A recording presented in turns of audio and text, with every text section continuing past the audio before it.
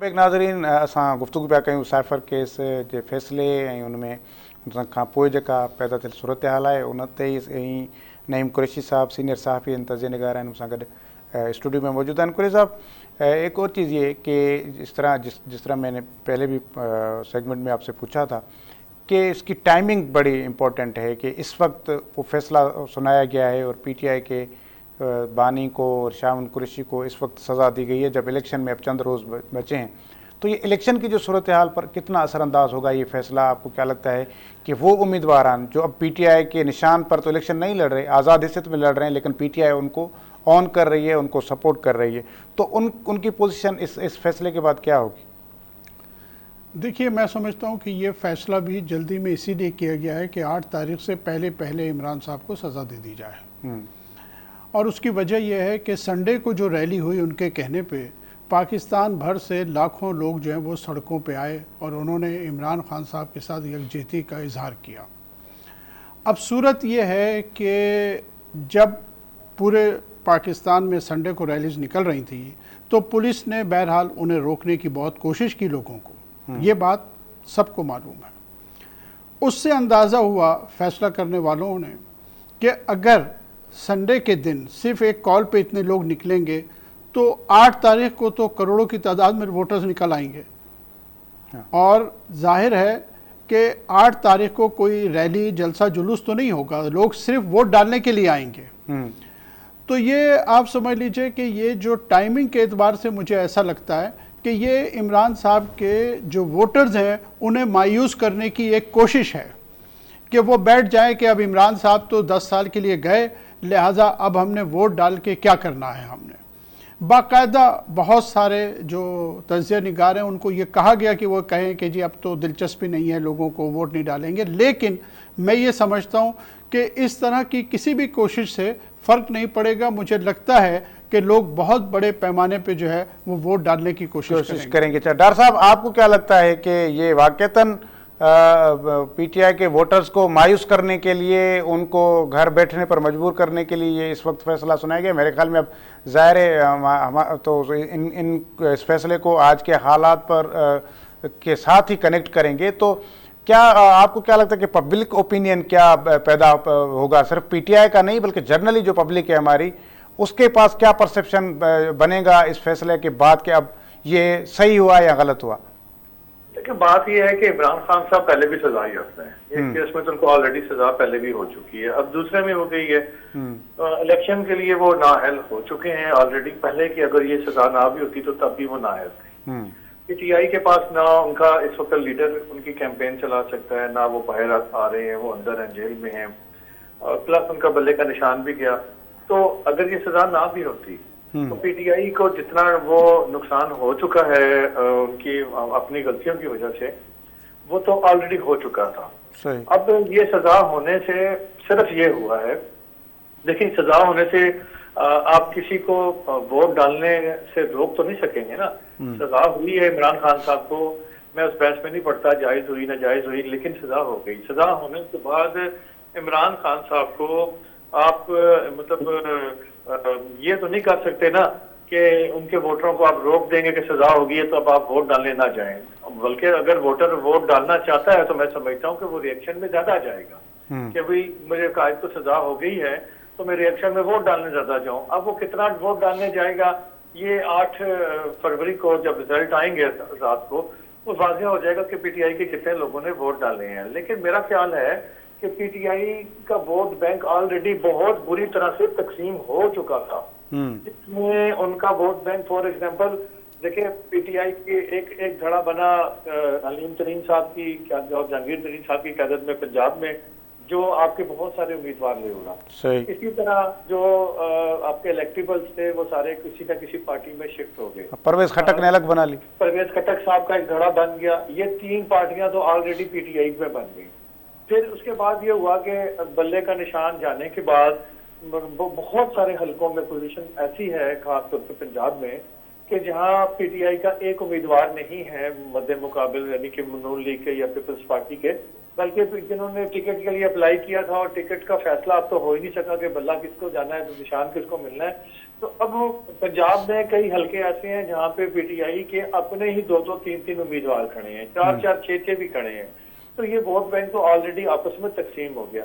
और फिर मैं आपको बताऊं कि इलेक्शन एक हवा पे चलता है। हमारे यहाँ ये बड़ा वाज़िया एक नैरेटिव बिल्ट होता है कि इस मरतबा जिसकी हुकूमत गिरी है, अगली दफा उस इलेक्शन के अंदर उस पार्टी की हुकूमत नहीं बनेगी। और दूसरा वाज़िया हो चुका है, एक हवा चल पड़ी है मुस्लिम लीग नवाज की की हुकूमत बननी है। और आज आप बाहर निकल के रेडी वाले से भी पूछे, वो भी यहाँ कहता है कि नवाज शरीफ प्राइम मिनिस्टर होगा। तो अब सिचुएशन ये है कि ये हवा भी तो बनाई गई है ना, कुछ हलकों की जानिब से, कुछ इदारों की जानिब से ये हवा बनाई गई है कि नवाज शरीफ आ रहा है। देखिए, हवा बनाई जाती है या बना ली जाती है, लेकिन एक हवा बन चुकी है। और मैं ये समझता हूँ, देखें, अगर आप पीटीआई के अगर चंद लोग जीत भी गए तो वो किस पार्टी में जाएंगे? क्या वो स्टैंड कर सकेंगे? क्योंकि वो पीटीआई में तो शामिल नहीं हो सकते, क्योंकि अब वो किस पार्टी में जाएंगे? अच्छा, अगर अब वो उनके पास, मेरे ख्याल में वो नून लीग में तो जा नहीं सकते। अगर नून लीग में जाएंगे तो वो दोबारा पीटीआई में किसी सूरत नहीं आ सकेंगे, क्योंकि पीटीआई की आला क़यादत इमरान खान साहब की जो सोच है, उनका नैरेटिव है, उसके मुताबिक वो उन लोगों को कभी भी दोबारा वेलकम नहीं करेंगे। लेकिन आज आके मैं ये समझता हूँ, क्योंकि वो आज़ाद उम्मीदवार अमूमन, यही हमारे यहाँ प्रैक्टिस है कि वो किंग पार्टीज के साथ चले जाते हैं। और अगर वो किंग पार्टी में ना गए या किंग पार्टी ने उनको ना लिया, तो उनके लिए बेस्ट ऑप्शन वो है पीपल्स पार्टी। क्योंकि पीपल्स पार्टी में जाने से जो इस वक्त इमरान खान साहब का नैरेटिव है, वो पीपल्स पार्टी के भी मुखालिफ है, लेकिन बहुत ज्यादा सख्त नहीं है जिस तरह शरीफ फैमिली के लिए है। सही। तो पीपल्स पार्टी में जाने से उनको ये फायदा हो सकता है कि कल कला को दोबारा पीटीआई में आ सकते हैं, क्योंकि पहले भी बहुत सारे लोग पीपल्स पार्टी से टूट के ही पीटीआई में आए थे। तो उनके लिए वही रास्ता, वही प्लान वापस बचता है। और मैं जो समझता हूँ कि जो इलेक्शन की ओवरऑल सिचुएशन है, नून लीग पंजाब और वफाक में वाज़िया हुकूमत बनाएगी और बलूचिस्तान के में भी बनाएगी, 3 जगह पे। अच्छा कुरैशी साहब, आप इत्तेफाक करेंगे कि मतलब ये तो डार साहब ने तो हुकूमत बनाई थी मुस्लिम लीग नून की, तो वाकई हवा जो चल पड़ी है वो हकीकी तौर पर सही रुख में जा रही है हवा, और इसी रुख में जा रही है जिस तरह लोग समझ रहे हैं कि मुल्क को नवाज दो, और बिल्कुल मुल्क को नवाज ही दिया जा रहा है।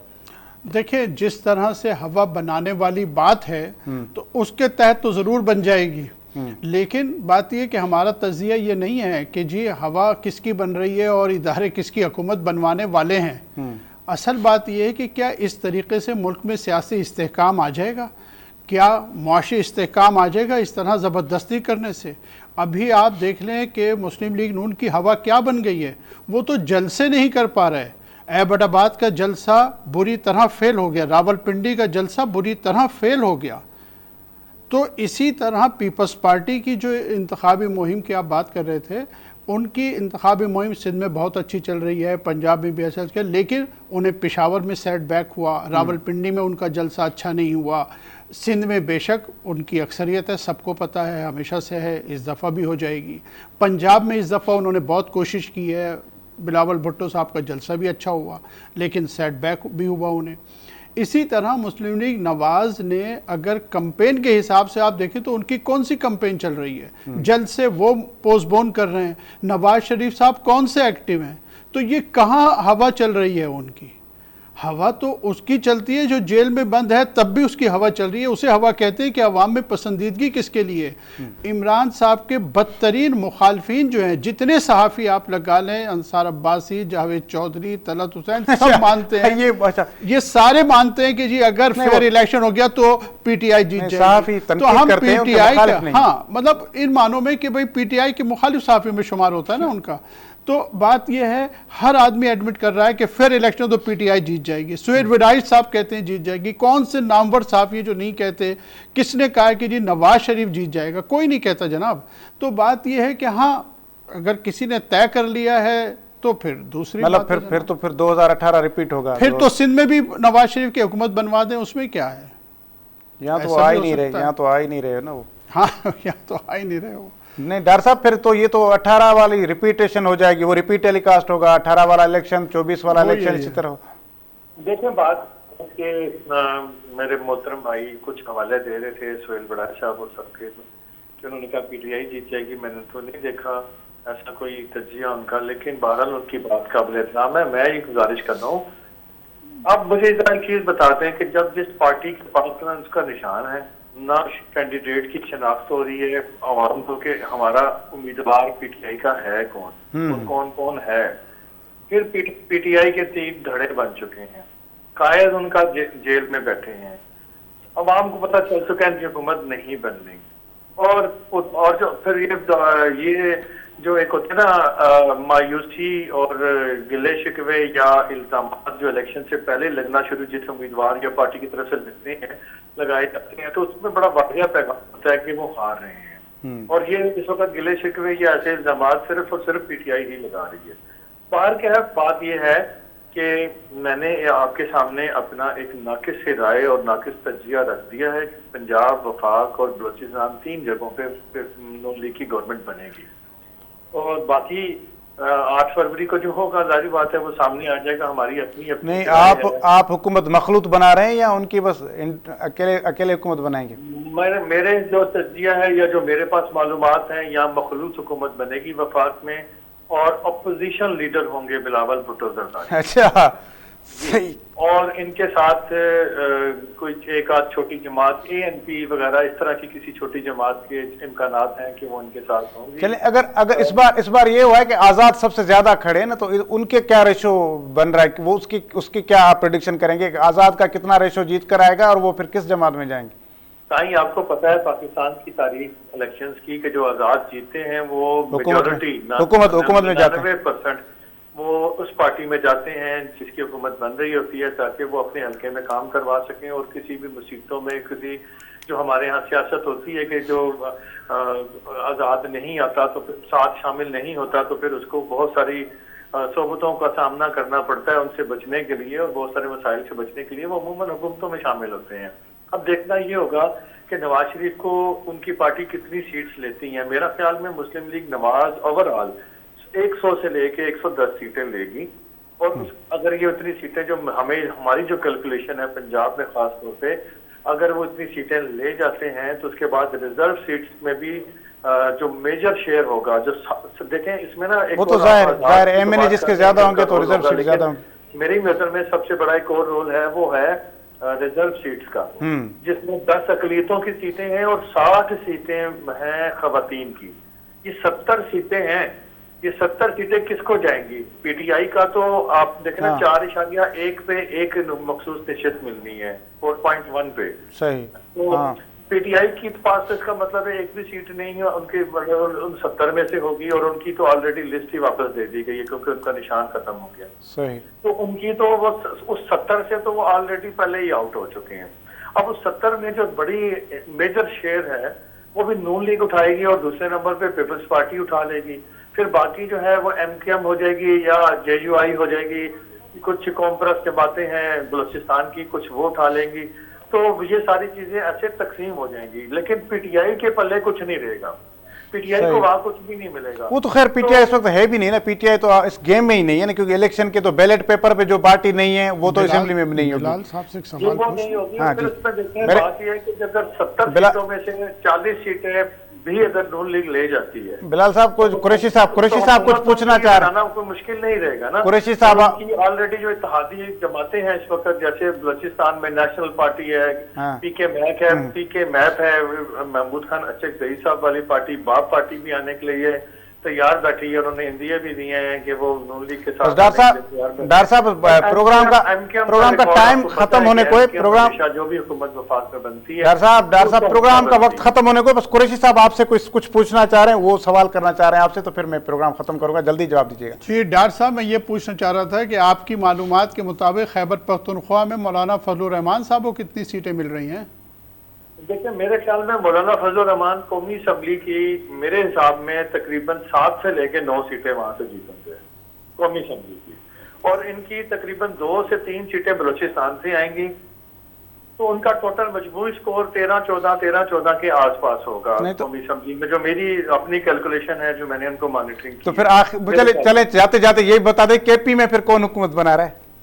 केपी में एक मखलूत हुकूमत बनेगी, और केपी की जो मैं आपको एक इंटरेस्टिंग बात बताऊं, जिस तरह से जलसे जुलूस रैलियां पीटीआई की रोकी जा रही हैं और उनको जलसा नहीं करने दिया जा रहा है, कॉर्नर मीटिंग तक नहीं करने दी जा रही, लेकिन केपी के अंदर ये मामला नहीं है। केपी में फ्री हैंड दिया गया है जानबूझ के कि ताकि वहां से बड़ा रिएक्शन ना आए। और केपी की क्योंकि एक कैलकुलेशन ऐसी है कि जिसने पंजाब विन किया उसने वफाक में हुकूमत बना दी। तो अब केपी में अगर फॉर एग्जांपल पीटीआई के आजाद उम्मीदवार जीतते हैं या उनके कोई लोग जीतते हैं, तो उसका असर नहीं पड़ेगा वफाक की हुकूमत के ऊपर, और केपी के अंदर उनको हुकूमत बनाने नहीं दी जाएगी, क्योंकि ऑलरेडी वो आजाद लोग ज्यादा है। फिर उसमें से चेंजिंग होंगी, दूसरी लोगों को लाया जाएगा। मेरा ख्याल है कि केपी में बड़ी एक खिचड़ी पकेगी और वहाँ काफी हुकूमत बसाजी करते हुए काफी टफ टाइम मिलेगा कि किसको बनाया जाए, कैसे बनाया जाए। ठीक है। बाकी चारों सूबों में, बाकी 3 सूबों में पीटीआई कहीं आपको नजर नहीं आएगी। जिनके आजाद उम्मीदवार भी हैं वो मुझे जीतते हुए कम ही दिखाई दे रहे हैं। ठीक है, ठीक है। बिलाल डार साहब बहुत शुक्रिया, आपने हमें वक्त दिया। नईम कुरैशी साहब बहुत शुक्रिया आपका भी, आप भी हमारे प्रोग्राम में तशरीफ़ लाए। नाज़रीन, जो कि प्रोग्राम में असां साइफर केस जे आयल फैसले का पोइ जेका सूरत हाल पैदा थी है उन ते गुफ्तगू कईसीं, ऐं उन सां गॾोगॾु जेका सियासी सूरत हाल ते जेके इन फैसले जा असर पिया आहिनि या जेके ईंदड़ ॾींहंनि में पइजी सघनि था, उन ते मुंहिंजे ॿिन्ही महिमाननि तफ़सील सां पंहिंजी राय साम्हूं रखी। प्रोग्राम जो वक़्तु पुॼाणे ते पहुतो, ॾींदा इजाज़त, अला वाहे।